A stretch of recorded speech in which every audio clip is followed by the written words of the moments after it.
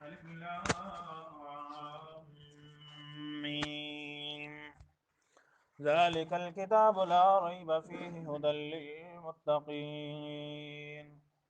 الذين يؤمنون بالغيب ويقيمون الصلاة ومما رزقناهم ينفقون والذين يؤمنون بما أنزل إليك وما أنزل من قبلك وبالآخرة هم يوقنون أولئك على هدى من ربهم وأولئك هم المفلحون إن الذين كفروا سواء عليهم أأنذرتهم أم لم تنذرهم لا يؤمنون صدق اللہ مولانا العظیم۔ الف لام میم حروف مقطعات، اس کا معنی اللہ خوب ہی جانتا ہے۔ ذالک الکتاب لا ریب فیہ، یہ کتاب ھدی للمتقین، ہدایت ہے واسطے ڈرنے والوں کے، انابت والوں کے لیے۔ لا ریب فیہ، اس کے ہدایت ہونے میں کوئی شک نہیں۔ الذین یؤمنون بالغیب، وہ لوگ جو ایمان لاتے ہیں اللہ پر بن دیکھے۔ ویقیمون الصلاۃ، نماز کو قائم کرتے ہیں۔ ومما رزقناہم ينفقون، اور اس میں سے جو ہم نے ان کو دیا خرچ کرتے رہتے ہیں۔ والذین یؤمنون بما انزل الیک، اور وہ لوگ ایمان لاتے ہیں اس کتاب پر جو اللہ کے پیارے پیغمبر محمد مصطفیٰ صلی اللہ علیہ وسلم پر نازل کی گئی۔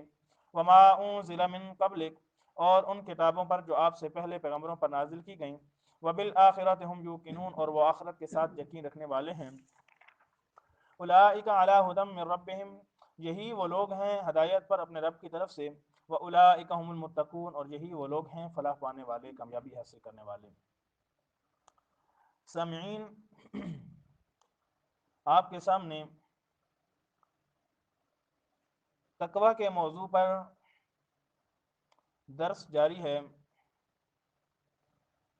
دو درس پہلے تقوی کے درجات کو بیان کیا، اور کل کے درس کے اندر تقوی کی اہمیت کو بیان کیا، یہاں تک کہ اللہ رب العزت نے قرآن مقدس کی کئی آیات کے اندر تقوی کو 2 مرتبہ اختیار کرنے کا ذکر کیا اور حکم دیا کہ لوگوں اللہ سے ڈرو، اللہ سے ڈرو۔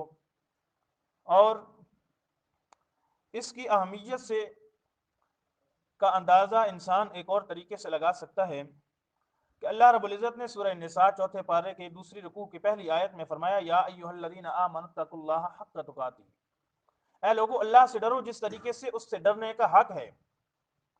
حالانکہ کئی ساری عبادتیں ہیں، اللہ رب العزت نے فرمایا کہ لا نکلف نفس الا وسعها، ہم نے اس کو اس کی وسعت کے مطابق اس کو مکلف بنایا، اس کی طاقت سے زیادہ اس کو مکلف نہیں بنایا۔ تقوی کی بات آئی تو اللہ نے فرمایا اے لوگو جس طریقے سے اللہ سے ڈرنے کا حق ہے اس طریقے سے اللہ سے ڈرو۔ اللہ تجھ سے کیسے ڈریں، کتنا حق ادا ہوگا تجھ سے ڈرنے کا، کتنا ہم تجھ سے ڈریں اور حق ادا ہوگا؟ یہ بہت بڑا سوال تھا صحابہ کرام کے ذہنوں کے اندر۔ جب یہ آیت نازل ہوئی سارے کے سارے صحابہ پریشان ہو گئے کہ اللہ سے ڈرنے کا حق ادا کیسے ہوگا؟ پھر اللہ نے دوسری آیت سورہ تغابن یا سورہ طلاق کے اندر نازل کی کہ لوگوں فاتقوا اللہ ما استطعتم، اللہ سے ڈرو جتنی تم طاقت رکھتے ہو۔ لیکن پہلا حکم کیا آیا کہ اللہ سے ڈرو جس طریقے سے اللہ سے ڈرنے کا حق ہے اس کا حق ادا کر دو۔ اور اس کی ڈر کی مثال آپ کئی احادیث سے لگا سکتے ہو کہ اللہ کے رسول کے پاس کوئی چیز آ جاتی، اور ایک مرتبہ اللہ کے رسول حضرت عائشہ رضی اللہ تعالیٰ عنہ کے پاس تھے، نہ غالباً اللہ کے رسول نماز کے لیے گئے اور سارے کے سارے صحابہ کرام بیٹھے ہوئے تھے، تو اللہ کے رسول آئے، ان کے درمیان سے اٹھے اور اپنے گھر آئے اور گھر میں سے اپنے سرانے کے نیچے سے ایک سونے کا چھوٹا سا سکہ تھا یا اس طریقے سے کوئی چیز تھی، اس کو اٹھایا اور اٹھا کر مسکینوں کے حوالے کر دیا۔ صحابہ نے پوچھا کہ آپ اتنی جلدی اور اتنی اچانک کیوں اٹھ کر چلے گئے تھے؟ فرمایا کہ میرے گھر کے اندر صدقے کا مال پڑا تھا، یتیموں مسکینوں کا مال پڑا تھا، میں نے اس کو تقسیم کرنا تھا، اور میرے دل کے اندر یہ بات آئی کہ ایسا نہ ہو کہ اس کو ادا کرنے سے پہلے میری موت آ جائے، تو میں اللہ کو کیا جواب دوں گا کہ مسکینوں کا حق میرے گھر میں پڑا تھا۔ اللہ کے رسول کے سامنے کھجور کا ایک کھجور پڑی تھی، اللہ کے رسول نے فرمایا اگر مجھے یہ خدشہ نہ ہوتا کہ یہ صدقے کیا تو میں اس کو اٹھا کر کھا لیتا، یعنی مجھے اتنا ڈر ہے کہ یہ صدقے کی ہوگی، میں اس لیے نہیں کھاتا، اس لیے کہ انبیاء صدقہ نہیں لیتے۔ اللہ کے رسول اتنا تقوی اختیار کیا کرتے تھے، اتنا تقوی اختیار کیا کرتے تھے۔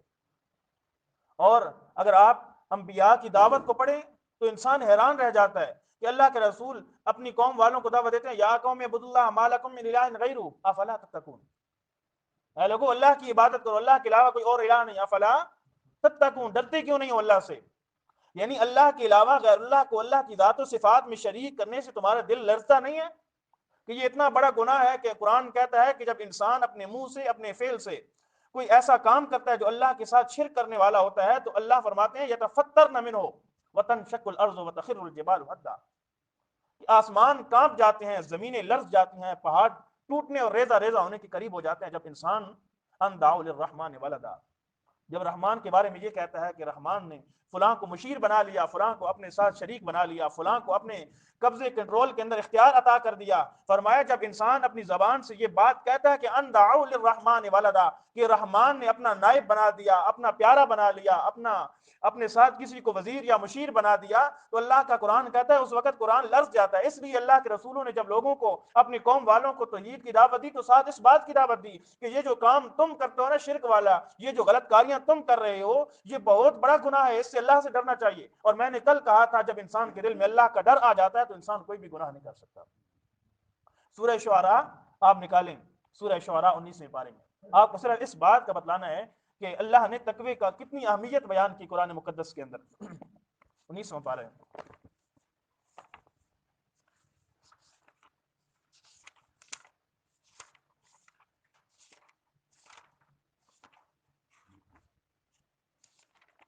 بالکل شروع سے نکالو، آیت نمبر 10، پہلا رکوع جہاں ختم ہوتا ہے نا اس سے۔ فرمایا وَإِذْ نَادَى رَبُّكَ مُوسَىٰ أَنِ ائْتِ الْقَوْمَ الظَّالِمِينَ، اور جب پکارا تیرے رب نے موسیٰ علیہ السلام کو، کیوں پکارا؟ أَنِ ائْتِ الْقَوْمَ الظَّالِمِينَ، کہ اے موسیٰ جانا تو ظالم قوم کے پاس۔ کس قوم کے پاس؟ فرمایا قوم فرعون، فرعونیوں کے پاس جا۔ فرعون کے پاس جانا، سب سے پہلے کیا کہنا؟ نیچے دیکھو کیا کہنا؟ قوم فرعون کے پاس جا کر کیا کہنا؟ الا یتقون، کیوں نہیں اللہ سے ڈرتے؟ قال رب انی اخاف ان یکذبون، حضرت موسیٰ علیہ السلام نے فرمایا اللہ میں بھی اس بات کا خوف کرتا ہوں کہ وہ مجھے بھی جھٹلا دیں گے نا، یعنی جن کا ڈر تیرے دل کے اندر، تیرا ڈر جن کے دل کے اندر نہیں ہے، جو تجھ سے نہیں ڈرتے، وہ میری دعوت کو کیسے قبول کریں گے؟ لیکن بات عرض کرنے کا مقصد یہ ہے کہ اللہ نے فرمایا اے موسیٰ جانا فرعون کے پاس اور ان کو کیا کہنا؟ الا یتقون، ڈرتے کیوں نہیں ہو؟ اللہ کا خوف تمہارے دلوں کے اندر کیوں نہیں ہے؟ اسی طریقے سے آگے آ جائیں، آیت نمبر 67 کے اندر،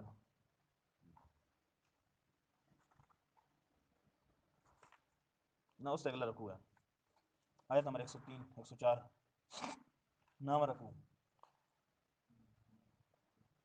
فرمایا کذبت قوم نوح المرسلین، جھٹلایا نوح علیہ السلام کو قوم نے جس قوم کی طرف پیغام لے کر بھیجے گئے، دے کر بھیجے گئے۔ اذ قال لهم اخوهم الا تتقون، مل گیا الا تتقون، جب کہا ان کے لیے ان کے بھائی نوح علیہ السلام نے الا تتقون، او لوگو ڈرتے کیوں نہیں ہو؟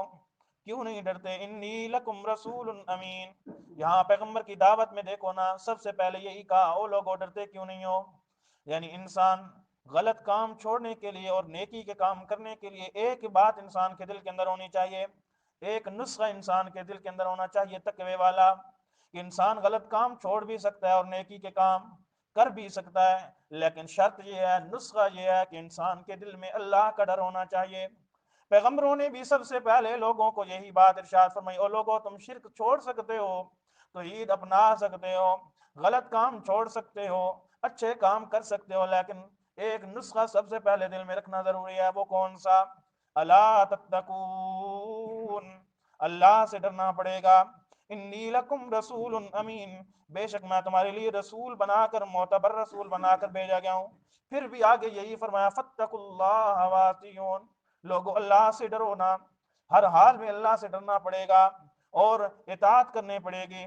اس سے آگے رکوع کے اندر دیکھو وہاں بھی حضرت صالح علیہ حضرت حود علیہ السلام آئے، کذبت عاد المرسلین، جٹلایا قوم عاد نے حضرت حود علیہ السلام کو، اذ قال لهم اخوهم ہود الا تتقون، جب کہا ان کے لیے ان کے بھائی، یعنی قوم عاد کے بھائی تھے نا حود علیہ السلام، انہی میں سے تھے نا، انہوں نے فرمایا الا تتقون، او میری قوم والو ڈرتے کیوں نہیں ہو، انی لکم رسول امین، بے شک میں تمہارے لیے رسول بنا کر معتبر بنا کر بھیجا گیا ہوں۔ اور پھر آگے یہی بات ارشاد فرمائی، فرمایا فاتقوا اللہ واطیعون، اور لوگوں اللہ سے ڈرو نا، اسی کی اطاعت کرو نا۔ اس سے اگلا رکوع دیکھو وہاں بھی یہی بات ذکر کی گئی، کذبت ثمود المرسلین، اور جھٹلایا قوم سمود نے حضرت صالح علیہ السلام کو، جب ان کے لیے کہا ان کے بھائی صالح علیہ السلام نے الا تتقون، لوگوں ڈرتے کیوں نہیں ہو، انی لکم رسول امین، بے شک میں تمہارے لیے رسول بنا کر معتبر رسول بنا کر بھیجا گیا ہوں، فاتقوا اللہ واطیعون، تم اللہ سے ڈرو نا اور اس کی اطاعت کرو نا۔ یہ سارے کے سارے رکوع اسی بات سے شروع ہو رہے ہیں، پیغمبروں کی دعوت بھی تھی لوگوں اللہ سے ڈرو نا۔ اللہ سے ڈرنا یہ اتنا بڑا نسخہ ہے اور اتنا اہم نسخہ ہے، اگر کسی انسان کے دل میں آ جاتا ہے تو انسان کے لیے اچھے کام کرنے آسان ہو جاتے ہیں، برے کاموں سے بچنا آسان ہو جاتا ہے۔ لیکن آج ہمارے دلوں کے اندر اللہ کا ڈر نہیں رہا نا، ہمارے دلوں کے اندر اللہ کا خوف نہیں رہا نا۔ میرا دوست وہ بھی ایک انسان تھا نا جس کے دل کے اندر اللہ کا ڈر آیا تھا نا، وہ اپنے بچوں کو پاس بلا کر کہتا ہے، حدیث پاک کے اندر آتا ہے، اس کے دل کے اندر اللہ کا ڈر آیا، دنیا کا کوئی ایسا گناہ نہیں تھا جو اس نے نہ کیا ہو، ہر گناہ کے اندر ملوث انسان مرنے کے قریب ہوا تو کہنے لگا اپنے بچوں کو بلا کر، او میرے بیٹو جب میں مر جاؤں نا پھر مجھے جلا دینا، میرے سارے کے سارے اعضاء کو کاٹ دینا نا، پھر میرے اعضاء کو کاٹ کر مجھے جلا کر میری راہ کو سمندر میں پھینک دینا نا۔ یہ کیوں کرنا؟ نہیں باپ ہم یہ تو نہیں کر سکتے، تیری لاش کے ساتھ ہم یہ معاملہ کیسے کریں؟ فرمایا نہیں نہیں میرا حکم ہے نا، تم نے ایسا ہی کرنا ہے نا۔ اللہ کے رسول فرماتے ہیں جب وہ بندہ اللہ کے دربار میں آیا، اللہ نے پوچھا او میرے بندے تو نے یہ کام کیوں کیا، یہ کام کیوں کیا نا؟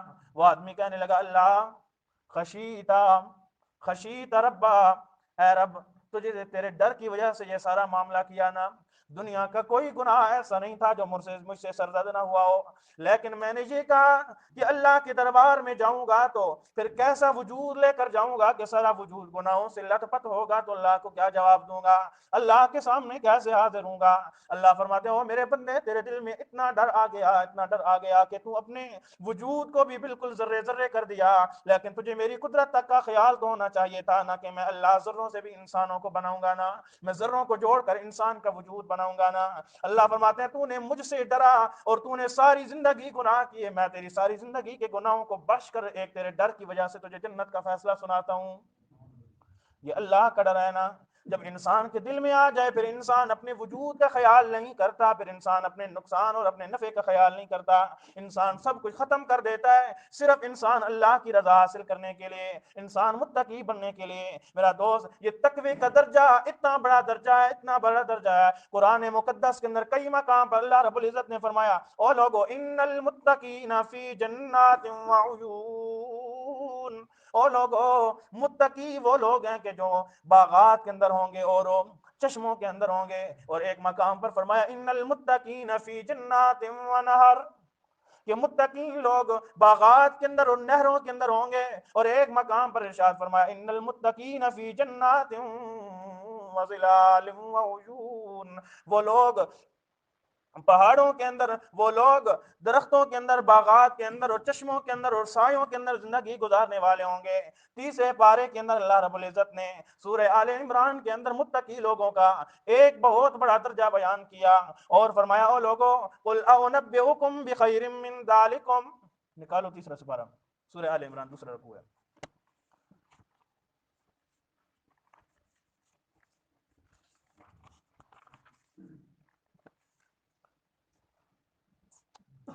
آیت نمبر 15 فرمایا قل اونبئکم بخیر من ذالکم للذین اتقوا عند ربهم جنات عدن جنات تجری من تحتها الانہار خالدین فیہا، اے میرا محبوب پیغمبر لوگوں کو بلا کر یہ فرما دیجئے نا کہ میں تمہیں خبر نہ دوں بھلائی کی، اس سے بہتر بلائی کس سے بہتر؟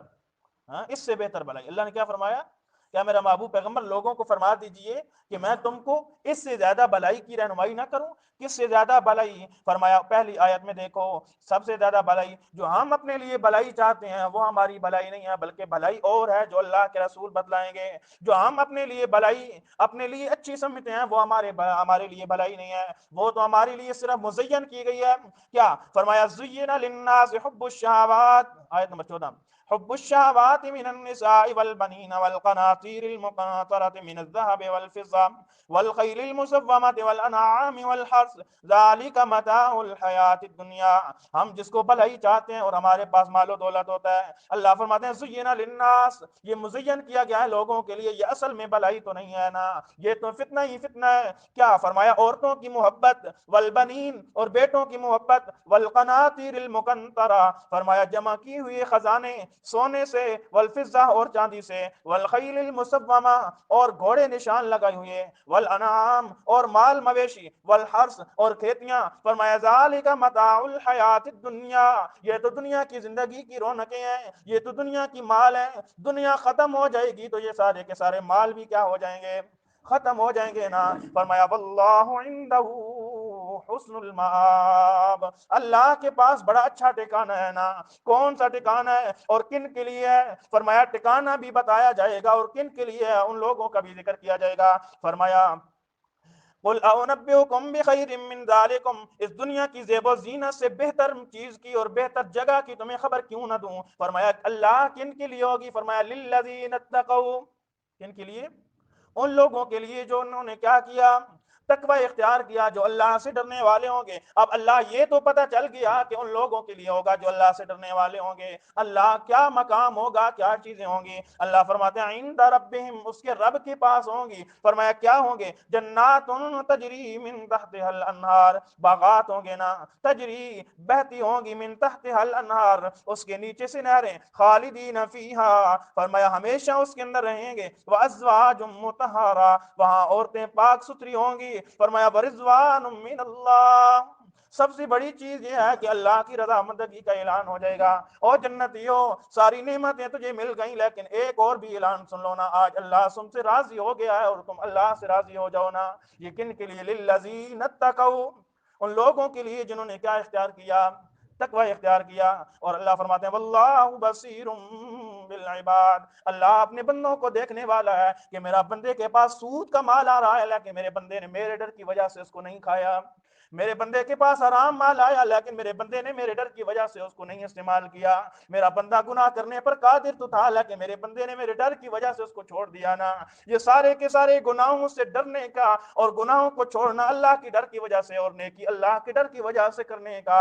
اللہ فرماتے ہیں واللہ بصیر بالعباد، میں پھر اپنے بندوں کو بڑے غور سے دیکھتا ہوں نا کہ میرا بندہ میرا ڈر رکھ کر ان سارے کی ساری لذتوں کو چھوڑنے والا اور سارے کے سارے مشکلات کو سامنے رکھ کر پھر بھی نماز پڑھنے والا، حج زکات سارے اچھے کام کرنے والا، مشکلات کے باوجود۔ فرمایا جب میرا بندہ اتنی مشکلات دنیا میں گزارتا ہے اور کاٹتا ہے، میں اللہ اس انسان کو پھر ایسے بدلے کیوں نہ دوں؟ اس لیے اللہ نے سورہ یوسف کے اندر فرمایا والا اجر الآخرۃ خیر للذین آمنوا وکانوا یتقون، آخرت میں اجر ان لوگوں کے لیے ہی ہوگا جنہوں نے ایمان لایا اور اللہ سے ڈرنے والے ہو گئے۔ پتہ چلا کہ انسان اللہ سے ڈرے تو یہ ایک نسخہ یہ بھی ہے کہ